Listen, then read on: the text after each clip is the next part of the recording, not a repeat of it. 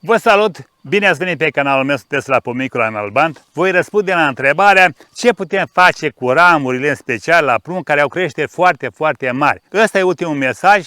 Ce facem cu lăstare care au crescut foarte lungi, au și 2 metri și urmează să evolueze în continuare, plus anticipați. Da, este o situație care se întâlnește în special la prun, dar și la alte specii și manifestarea se face în condiții foarte bune, pedoclimatice, adică în sol bun, ploi, pomul întreținut bine, tratat, nu este stresat și atunci pomul evoluează foarte puternic. Rădăcinile se dezvoltă corect, are condiții bune de prindere, de instalare, tot ce trebuie, pleacă foarte sănătos, nu este un lucru negativ. Dar ce putem să facem? Într-adevăr, crescând foarte înalți, este clar că evoluția mugurilor cei mai buni pentru ramificare în anul următor va fi în partea superioară. Primii muguri apar la baza lăstarilor, dar cei care vor porni primii vegetații în anul următor vor fi cei din partea superioară. Și atunci ce putem să facem? Să presupunem că dumneavoastră aveți următoarea situație. Aveți lăstarul de prelungire ramurii de schelet,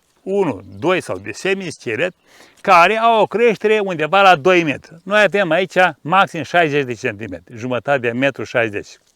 El mai crește. Dar să spunem că avem o creștere de 1 metru și jumătate, 2 metri.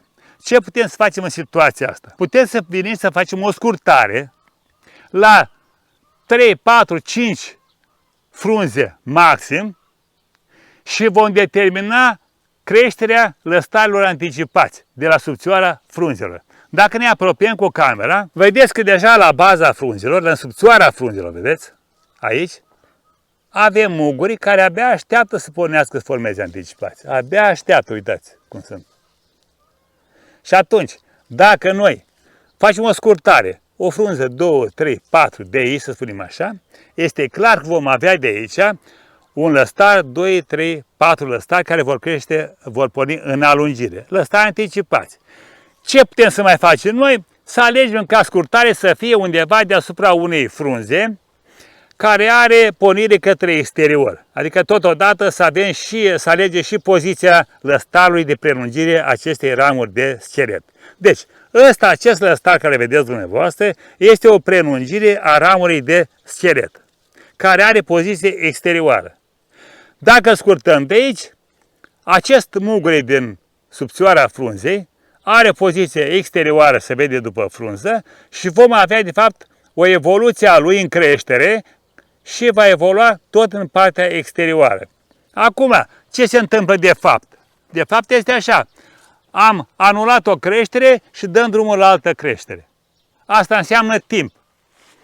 Timp care, odată cu venirea toamnei, va evolua, dar nu tot atât de mare. Sau va ajunge la 2 metri ca și lăstarul mamă. Dacă lăsam lăstarul mamă, în partea superioară aveam lăstari anticipați, iar mugurii de la baza acestei ramuri, care avea 2 metri deja la ora aceasta, în primăvară nu mai porneau în vegetație. În primăvară porneau cei din partea superioară, așa cum am spus mai înainte, de fapt. Mugurii de la baza lăstarului apar prima dată, iar cei din partea superioară apar mai târziu, odată cu evoluția lăstarului, dar la pornire în vegetație în anul următor, cei de la bază pornesc mai târziu și cei din vârf pornesc primii. Deci situația se schimbă la 180 de grade. Deci, facem o scurtare la câțiva ochi, alegem ca frunza de deasupra căreia facem scurtare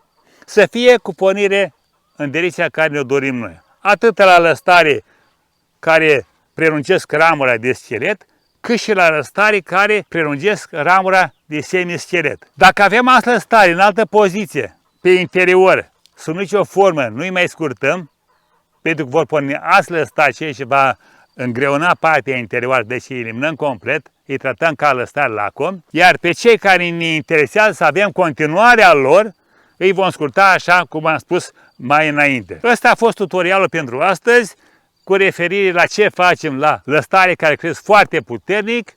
Asta e soluția pe care eu vă recomand. Dacă v-a plăcut, vă rog să dați un like, să vă abonați dacă sunteți pentru prima dată pe acest canal. Canalul este gratuit, abonamentul este gratuit distribuiți ca să afle mai multă lume să iasă din această situație. La revedere și succes pe toată linia!